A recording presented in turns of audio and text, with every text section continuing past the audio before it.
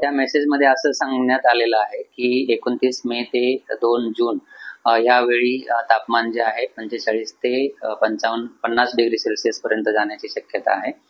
आणि शास्त्रीय दृष्ट्या 1 महिना आधी आपण अचूक तापमान जे आहे एकदम 45 ते 55 डिग्री पर्यंत असेल असं सांगणं शक्य नाही आहे आणि तसं दिसून सुद्धा येत नाही. आणि IMD कडनं अशी काहीही अशा प्रकारचा काहीही फोरकास्ट आपण आता तरी दिलेला नाही. पण सर आता जर बघितलं असेल तर पुण्याचं तापमान खूपच वाढत चाललेलं आहे आणि याच्यामुळे लोकांना तो त्या मेसेजवरती विश्वास बसतो. कारण विदर्भापेक्षा पुण्याचं तापमान 2 दिवसांपूर्वी जास्त वाढलं होतं, त्यामुळे या मेसेज बद्दल लोकांमध्ये जास्त चर्चा आहे. ओके. पुण्याचं टेम्परेचर जे आहे सध्याचे जर रेंज बघाल तर ते 38 ते 42 डिग्री सेल्सिअस पर्यंत आहे.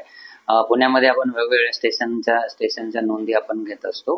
त्यामध्ये शिवाजीनगर, पाषाण, NDA, कोरेगाव पार्क, लोहेगाव असे वेगवेगळे स्टेशनचा डेटा आपल्याकडे येत असतो. आणि विदिन द पुणे सिटी आपण व्हेरिएशन्स बघत असतो तापमानामध्ये. तर लोहेगावचं जे तापमान होतं ते परवा 42.6 डिग्री सेल्सिअस नोंदवलं गेलं होतं आणि ते त्या दिवसासाठी महाराष्ट्रातील सर्वाधिक तापमान होतं. ऍक्च्युली विदर्भामध्ये सर्वाधिक तापमानाची नोंद गेल्या काही दिवसांपासून होत होती, परंतु तिकडे काल परवा विजेच्या कडकडाटासह पाऊस झाल्यामुळे तिथलं तापमान कमी झालं आणि त्यामुळे सर्वाधिक तापमान जे आहे ते लोहेगावचं नोंदवलं गेलं.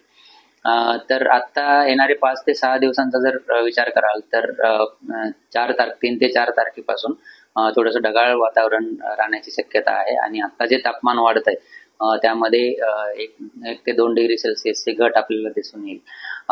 जर तुम्ही मेसेजचं जर सांगाल तर येस, तापमान वाढीमुळे लोकांमध्ये संभ्रम निर्माण होऊ शकतात किंवा घबराट निर्माण होऊ शकते.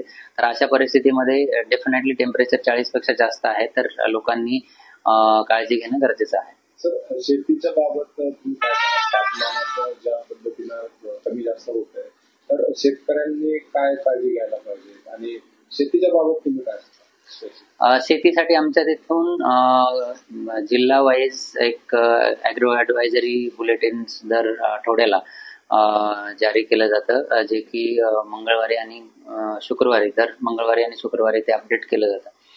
तर त्याचा त्यांनी हे बघितलं पाहिजे, त्याच्या ॲडवायझरीज फॉलो केल्या पाहिजेत.